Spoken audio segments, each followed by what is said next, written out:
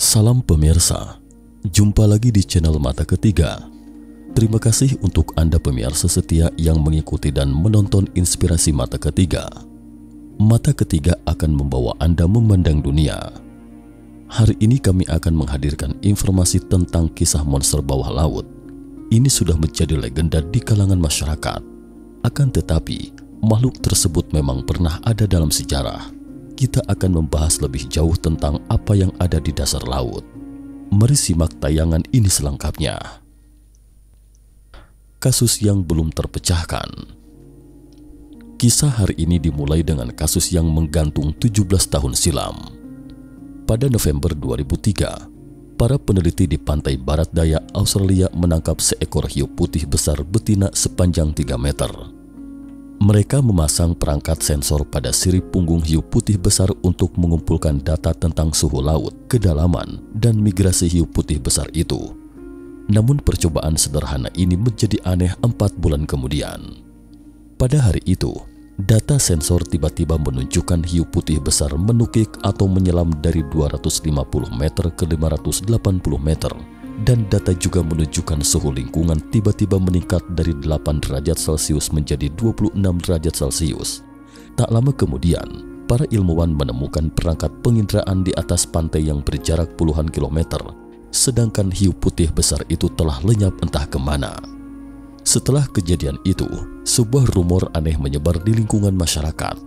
Mereka mengatakan, jika ada analisis data yang rasional, maka hanya ada satu kemungkinan, bahwa yang terjadi pada hari itu adalah hiu putih besar sepanjang 3 meter yang sedang berenang 250 meter di bawah laut itu tiba-tiba diserang oleh predator misterius. Sang predator ini menelan hiu putih besar dalam satu rekaman, lalu menyelam kembali sedalam 580 meter ke dasar laut tempat tinggalnya. Dalam beberapa hari berikutnya, hiu putih besar itu dicerna di perut predator misterius itu, dan sensor anti korosi dikeluarkan oleh pemangsa tersebut dan hanyut ke pantai. Dalam konsep yang kita ketahui, hiu putih besar sepanjang 3 meter adalah predator teratas di lautan, tetapi studi data menunjukkan ia telah ditelan oleh sesuatu. Kemudian pada tahun 2014, seorang sutradara film dokumenter bernama David Riggs yang mendengar cerita ini, yang mana berasal dari peneliti saat syuting film dokumenter tersebut, langsung tertarik. Ia terus bertanya monster seperti apa itu yang mana mampu menelan hiu putih besar sepanjang 3 meter dalam satu gigitan. Para peneliti mengatakan bahwa hanya ada kemungkinan hiu itu ditelan oleh hiu putih besar lainnya yang lebih besar. Pengetahuan kita tentang lautan masih terlalu dangkal, termasuk pengetahuan kita tentang hiu. Sutradara bertanya lebih lanjut apakah pemangsa itu adalah megalodon prasejarah yang legendaris itu. Peneliti hanya tersenyum diam mendengarnya. Kasus menggantung lainnya. Berikutnya adalah kasus lain yang belum terpecahkan. Waktunya kembali ke 6 tahun yang lalu. Pada 10 Mei 2014, robot kapal selam AS Neros sedang beroperasi di laut dalam. Kapal selam Neros senilai 8 juta dolar AS ini merupakan kristalisasi teknologi manusia dari Woodhull Oceanographic Institution Amerika Serikat. Sore itu di palung Kermadec di timur laut Selandia Baru, Neros menyelam hingga 9.900 meter di bawah laut. Ini merupakan palung terdalam kedua di dunia. Robot kapal selam Neros terus menyelam hingga kedalaman 9.977 meter, dan ketika menjulurkan lengan robotiknya untuk mengumpulkan tripang di dasar laut, kamera video tiba-tiba bergetar hebat kemudian menjadi gelap gulita dan kehilangan kontak dengan robot kapal selam Neros. Pada tahun 2009, Neros pernah menyelam ke tempat terdalam di dunia, yaitu kedalaman Challenger di Palung Mariana, dan mencatat rekor penyelaman terdalam sekitar 11.000 meter. Saat itu Neros berada di bawah 1.000 kali tekanan atmosfer dan mondar-mandir di atas kedalaman Challenger selama lebih dari 10 jam. Ilmuwan sangat yakin bahwa kedalaman 9.900 meter kali ini akan mudah bagi robot kapal selam Neros dan tidak akan terjadi apa-apa. Jika benar-benar hilang selama 30 menit, Neros secara otomatis akan muncul ke permukaan. Tetapi 30 menit telah berlalu, lalu 3 jam juga telah berlalu. Para ilmuwan mulai cemas. Jangan-jangan kristalisasi teknologi manusia ini hilang dengan sendirinya. 10 jam telah berlalu, kemudian 20 jam juga telah berlalu. Para ilmuwan mulai mencari Neros dengan cemas karena mereka memperkirakan robot kapal selam Neros seharusnya sudah muncul secara otomatis pada saat itu. Namun para ilmuwan melihat beberapa pecahan plastik di laut dan dengan kecewa mereka menyadari itu adalah pecahan robot Neros, bukan hilang tetapi meledak. Kenapa bisa begitu? Neros dapat bekerja dengan aman selama lebih dari 10 jam sedalam 11.000 meter di dasar laut. Lalu mengapa kali ini meledak pada kedalaman 9.900 meter? Para ilmuwan diam tak berkutik, hanya mengatakan Neros meledak ke dalam. Tetapi sepenggal postingan anonim di dunia maya mengatakan bahwa sebab terjadinya ledakan kedalaman itu karena Neros digigit oleh sesuatu. Lalu monster seperti apa yang bisa menggigit dan meledakkan Neros di dasar laut sedalam 9.900 meter? Mungkin makhluk tak dikenal di laut dalam jauh di luar imajinasi kita. Legenda urban. Waktu kembali ke 21 Januari 2009, seorang ayah dan anaknya memfilmkan sepenggal legenda urban di pantai Hawaii. Kamera menunjukkan anak laki-laki yang sedang memancing di perahu nelayan bertanya pada ayahnya apa itu. Kemudian sang ayah memperbesar lensa kamera. Itu adalah bangkai ikan paus besar yang terdampar di pantai. Seluruh tubuh bagian bawah telah hilang, seolah-olah telah digigit oleh sesuatu. Rekaman videonya dengan cepat menyebar luas di internet dan menjadi legenda urban. Megalodon prasejarah tidak punah, mereka masih hidup di laut dalam hingga kini. Dan hanya mereka yang bisa menggigit paus sebesar itu. Discovery Channel Amerika dan The Guardian Inggris pernah membahas legenda urban ini dengan serius. Jawaban yang didapat media dari para ilmuwan juga sangat sedikit. Mungkin bisa disimpulkan seperti ini. Pertama, Megalodon memang pernah eksis dan hidup pada sekitar 23 juta tahun silam. Kedua, fosil gigi Megalodon pernah ditemukan di seluruh dunia. Jika fosil-fosil ini dibentuk kembali ke tubuh hiu putih besar, diperkirakan panjang Megalodon mungkin 30 meter dan berat lebih dari 100 ton, dan daya gigitnya merupakan yang paling kuat dari hewan zaman kuno hingga modern, yakni 35 ton, setara dengan 10 kali lipat dari Tyrannosaurus Rex. Ketiga, adanya bukti fosil bahwa Megalodon hidup dengan memangsa paus dan hiu besar lainnya. Tampaknya hanya ada satu pertanyaan antara kesimpulan ilmiah dan legenda urban, yaitu apakah Megalodon itu benar-benar masih eksis? Apakah dia pemangsa hiu putih besar? Lalu siapa pelaku yang menggigit Neros hingga meledak? Mengenai pertanyaan ini, mari kita simak dua kisah tentang realitas berikut ini. Monster raksasa laut utara. Monster laut utara Kraken digambarkan oleh para pelaut Eropa kuno sebagai kepiting raksasa, terkadang sekuat ikan paus dan terkadang sama menakutkannya dengan cumi-cumi raksasa. Kraken mampu menyedot kapal ke dasar laut dalam satu serangan, dan daya isapnya yang kuat mampu meledakkan seluruh kapal menjadi puing-puing. Para pelaut seringkali terseret ke dasar laut oleh pusaran air dan tentakel sebelum mereka dapat melihat jelas penampakan Kraken. Tentakel adalah semacam lengan yang berfungsi untuk menangkap mangsa yang terdapat di sekitar moncong hewan invertebrata tak bertulang belakang. Para pelaut yang berhasil lolos dari maut itu mengatakan bahwa jika suatu saat Anda menangkap banyak ikan di Laut Utara, dihimbau sebaiknya segera pergi dari sana karena Anda sedang menangkap ikan di atas kepala Kraken dan itu adalah sarapannya. Sebelum ia marah, sebaiknya segera menyelamatkan diri. Setelah perkembangan ilmu pengetahuan modern, para ilmuwan menganggap bahwa legenda itu murni karya sastra. Tidak mungkin ada cumi-cumi sebesar itu di lautan. Namun belakangan, para ilmuwan kebetulan menyadari bahwa cumi-cumi raksasa Kraken memang ada dan masih eksis di laut dalam dan jumlahnya sangat-sangat banyak. Kebetulan yang tak disengaja ini disebut ambergris. Untuk diketahui, ambergris atau ambergrease atau abu-abu ambar adalah zat padat, mudah terbakar dengan warna abu-abu kusam atau kehitaman yang dihasilkan dalam sistem pencernaan paus sperma. Ambergris adalah salah satu bahan pengharum kualitas tinggi. Sejak masa Kaisar Taichung dari dinasti Tang, ambergris adalah bahan pewangi yang dicari oleh istana kerajaan di seluruh dunia. Orang dahulu percaya bahwa itu adalah esensi alam dan sering ditemukan di pantai, namun baru bisa ditemukan pada saat kebetulan. Dalam peta Mao Kun, yakni peta navigasi Cheng Ho, ada sebuah pulau kecil bernama Sukutra di Laut Arab. Selama ratusan tahun, penduduk di sini mengumpulkan ambergris sebagai mata pencaharian. Mereka memberitahu Cheng Ho, ambergris sebenarnya adalah kotoran paus sperma. Mereka mencari ambergris melalui paus sperma.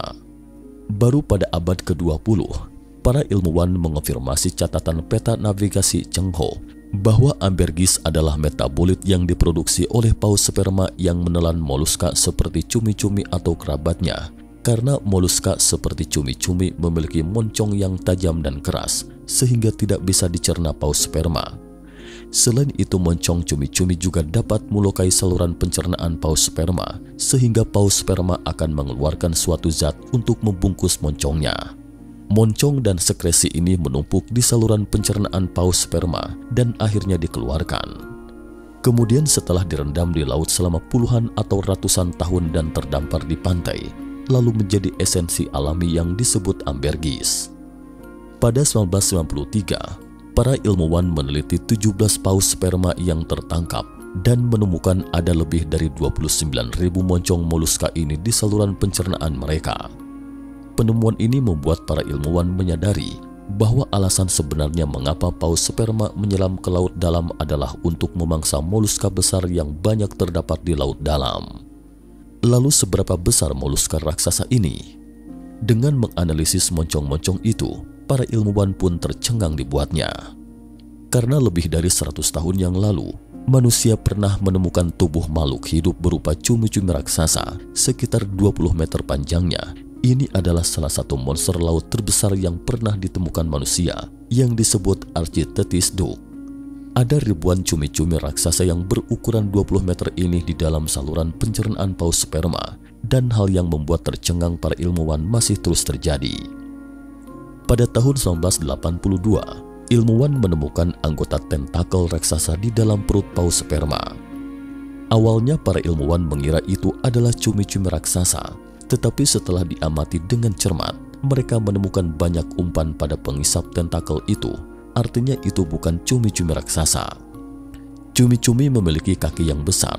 Jika makhluk itu memiliki lengan dengan ketebalan yang sama dengan cumi-cumi raksasa, maka ukuran-ukuran makhluk tersebut mungkin memang hampir sama dengan monster raksasa laut utara, yakni kraken. Belakangan, ilmuwan menamai cumi-cumi itu Mesonaichthyotis hamiltoni atau cumi-cumi kolosal yang memiliki mata sebesar piring makan. Kisah realitas kedua. Sehari sebelum Natal tahun 1938, nelayan Afrika Selatan menangkap seekor ikan aneh di Kepulauan Komoro. Sisik ikan aneh ini seperti baju besi prajurit tempo dulu. Ekornya seperti tombak pendek, sangat agresif. Belum ada yang pernah melihat ikan seperti ini. Ikan aneh itu akhirnya berhenti bergerak setelah berontak selama 4 jam penuh di geladak kapal. Seorang pelaut yang berani mencoba menyentuh moncong ikan itu dengan tangannya, dan ikan itu seketika menggigit hingga terdengar suara gemeretak. Setelah kembali ke pelabuhan, seorang peneliti wanita dari museum setempat, sebut saja Latimer, membeli ikan aneh itu dan membuat spesimen sepanjang 1,5 meter. Latimer kemudian menghubungi Profesor Smith dari Universitas Cape Town, Afrika Selatan. Profesor Smith juga tidak mengenali ikan ini. Profesor kemudian meminta membedah ikan itu untuk menentukan klasifikasinya.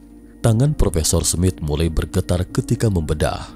Dia menjadi semakin bersemangat, nyaris tidak percaya dengan pandangan matanya.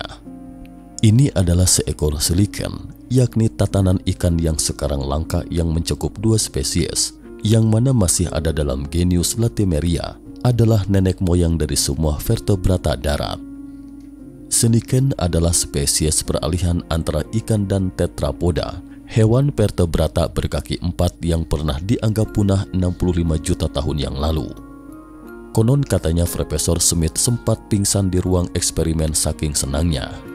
Hal pertama yang Profesor Smith lakukan setelah siuman adalah menawarkan hadiah sebesar 100 pound sterling atau sekitar 18,8 juta rupiah kurs sekarang untuk menangkap lagi ikan jenis ini. Sampai 14 tahun kemudian pada tahun 1952, ikan siliken kedua baru berhasil ditangkap.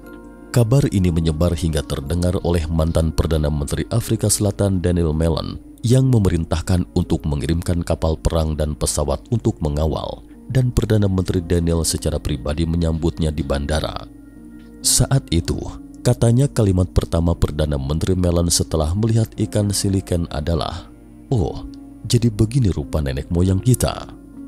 Dalam dua kisah realitas ini makhluk prasejarah yang punah, ikan siliken ditemukan kembali, dan monster laut dalam yang tidak diketahui yakni Misonaicotutis hamiltoni atau cumi-cumi kolosal yang memiliki mata sebesar piring makan kembali ditemukan. Jadi saat kembali kedua kasus pertama yang belum terpecahkan, banyak penggemar percaya bahwa megalodon prasejarah juga masih hidup. Pada kejadian tahun 2003, ternyata yang menggigit hiu putih besar dalam sekali gigitan itu adalah megalodon prasejarah. Selain itu, para penggemar juga meyakini bahwa hiu prasejarah yang menggigit robot kapal selam Nereus juga merupakan sejenis hiu prasejarah yang belum ditemukan. Hiu ini tidak hanya memiliki kekuatan gigitan yang luar biasa, tetapi juga mampu menyelam ke laut ekstrim dalam, mungkin mirip dengan hiu laut dalam yang sebenarnya. Berikut mari kita telusuri lagi jenis hiu lainnya. Goblin shark. Ilmuwan mengatakan bahwa hiu ini telah hidup di bumi selama kurang lebih dari 130 juta tahun. Dari era Cretaceous atau periode kapur hingga hari ini, hiu sangat primitif dengan hidung yang panjang, mulut menganga dan gigi yang kasar. Sekilas terlihat seperti goblin, yakni sejenis makhluk supranatural yang muncul dalam dongeng-dongeng dan kisah-kisah fiksi fantasi. Para ilmuwan memperkirakan mereka hiu goblin setidaknya bisa menyelam ke laut dalam di bawah 2000 meter karena kulitnya yang berevolusi menjadi bentuk semi-transparan menampakkan warna darah. Hiu goblin hidup yang ditangkap sejauh ini berwarna merah muda atau pink yang menakutkan.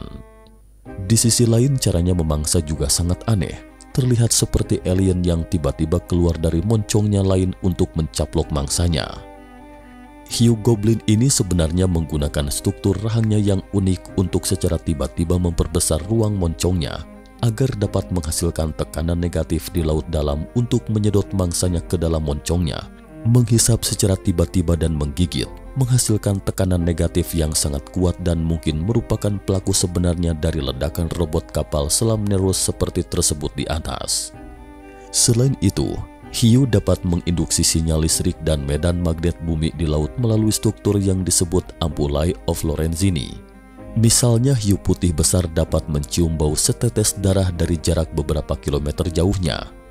Ini karena ampullae of Lorenzini-nya sangat sensitif, sementara hidung panjang hiu goblin dirancang khusus untuk ampullae of Lorenzini. Sensitifnya 10 kali lipat lebih kuat dibandingkan hiu putih besar.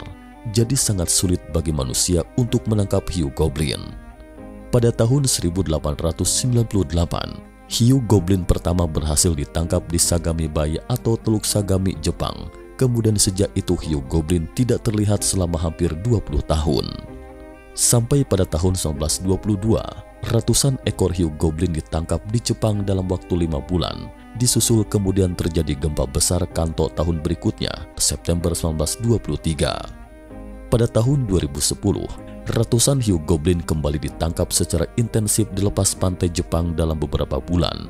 Kemudian terjadi gempa bumi dan tsunami Toku Maret 2011 tahun berikutnya dan menyebabkan kebocoran nuklir di pembangkit listrik tenaga nuklir Fukushima. Belakangan, ilmuwan mengamati bahwa alasan hiu goblin mengapung di laut dangkal memang terkait dengan aktivitas geologi, namun saat ini masih belum ada bukti lebih lanjut. Beberapa orang percaya bahwa hiu goblin adalah elf laut dalam dan mereka telah hidup bersama induk bumi selama 130 juta tahun. Mereka memiliki kedalaman yang tidak bisa dipahami manusia. Hiu juga spesies purba yang bertahan hidup dari periode Jurassik 200 juta tahun lalu hingga hari ini. Mengapa ketakutan manusia terhadap hiu seperti yang tertulis dalam gen? Mungkin ini sebenarnya semacam penghormatan dan keseganan terhadap alam. Pendaratan paus membuat kita merasakan keindahan alam. Paus besar akan tenggelam ke dasar laut setelah mati, menjadi umpan balik terakhir bagi alam. Seperti ikan paus, hiu juga akan tenggelam ke dasar laut begitu ia berhenti berenang kembali ke alam. Tapi para ilmuwan terus-menerus mendapatkan pemandangan seperti ini di dasar laut.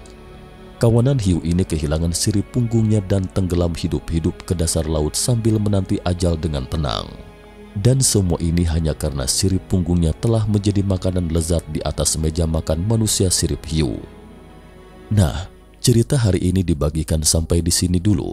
Terima kasih atas perhatiannya. Sampai jumpa episode berikutnya. Jika Anda menyukai video ini, jangan lupa klik like, subscribe, dan share. Jangan lupa kunjungi selalu channel Mata Ketiga untuk mengetahui informasi tentang peristiwa misterius lainnya.